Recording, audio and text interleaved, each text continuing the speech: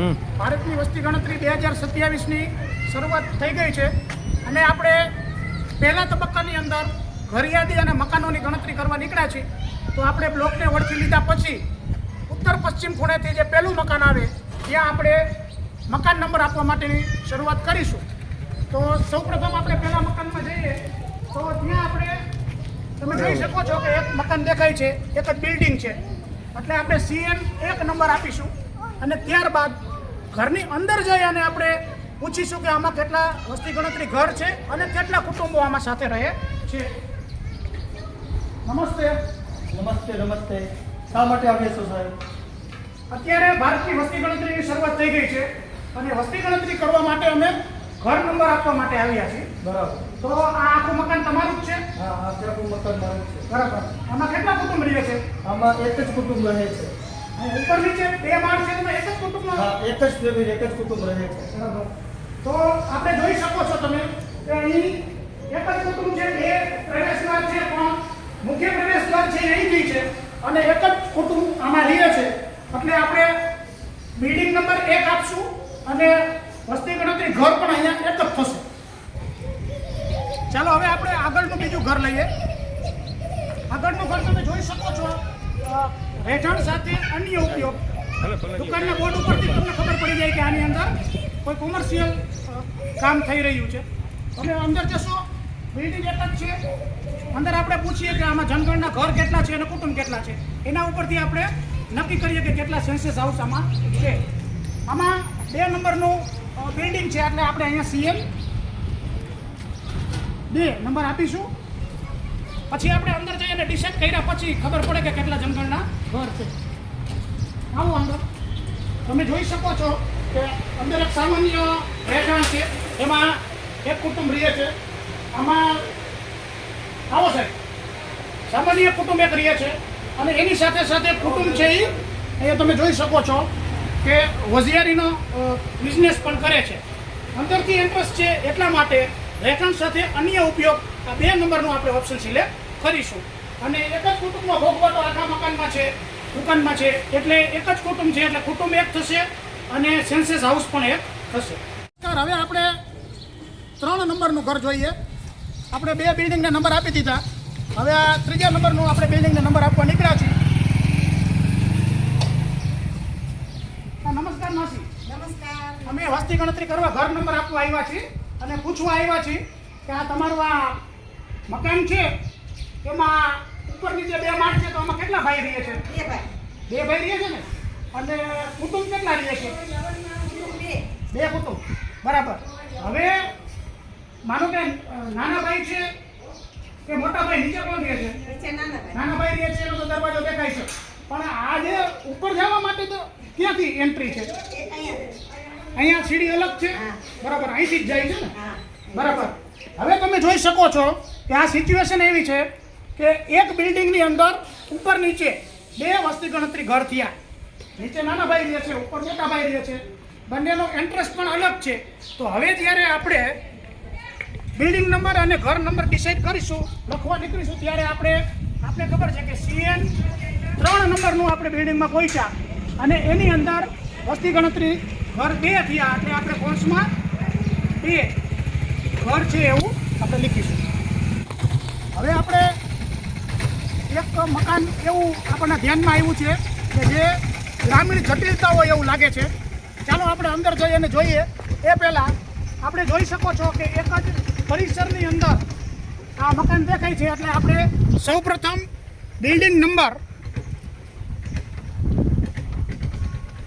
CN 4 નંબરનું આપણે building આપીશું. હવે આપણે અંદર જઈ અને પૂછીએ કે કઈ રીતના અહીંયા કુટુંબ રહે છે. તો તમે અહીંયા જોઈ શકો છો કે મુખ્ય રહેઠાણ લાગે છે. આવો બેન.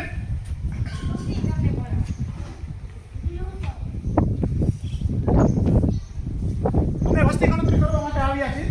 હવે તમારે આ જે ઘર દેખાય છે આમાં કેટલા કુટુંબ રહે છે? આ આખા ઘરમાં 1 કુટુંબ રહે છે. ઉપર માળ છે કે નથી? નીચે એક જ છે ને? બરાબર. તો આપણે જોઈ શકીએ છીએ કે આ એક સામાન્ય કુટુંબ છે તે આમાં રહે છે. હવે તમારે આ આ સામે જે દેખાય છે તે શું છે? બેઠક છે બેઠક છે. સુવા માટે. ખાલી સુવા માટે જ ત્યાં જાઓ છો, બરાબર ને? સરસ. તો આપણે જુઓ અહીંયા આપણે સામાન્ય રહેઠાણ છે એટલે આપણે એક વસ્તી ગણતરી ઘર અહીં ગણીશું. હવે બેઠકનો ઉપયોગ ફક્ત ને ફક્ત સુવા માટે કરે છે, એમાં રહેવા જતા નથી. તો આપણે સામાન્ય રહેઠાણ સાથે આપણે બેઠકને ગણી લેશું. ત્યાં આપણે અલગ વસ્તી ગણતરી ઘર નંબર આપીશું નહીં. હવે સામે બેન દેખાય છે, આ શું છે? ગોડાઉન. આ ગોડાઉન છે. જો આ ગોડાઉન અલગથી છે એટલે આપણે એક વસ્તી ગણતરી ઘર ત્યાં ગણ્યું, એક વસ્તી ગણતરી ઘર આ ગોડાઉન છે ત્યાં ગણીશું. અને આ જે દેખાય છે એ શેનો ઉપયોગ કરો છો? ઢોરને બાંધવા માટે. અચ્છા, પશુની છાપરી છે ને? સરસ. તો 3 અહીંયા આપણે વસ્તી ગણતરી ઘર ત્યાં, એક મુખ્ય રહેઠાણ એની સાથે બેઠક, ગોડાઉન 2 નંબરનું વસ્તી ગણતરી ઘર અને પશુની છાપરી છે એ 3 નંબરની વસ્તી ગણતરી ઘર થયું. હવે આપણે જ્યારે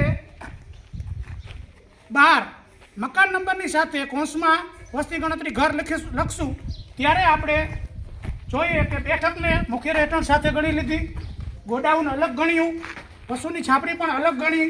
એટલે આપણે અહીં 4 નંબરના બિલ્ડિંગમાં વસ્તી ગણતરી ઘરની સંખ્યા થશે 3. આ રીતે આપણે માર્કિંગ કરવાનું થશે.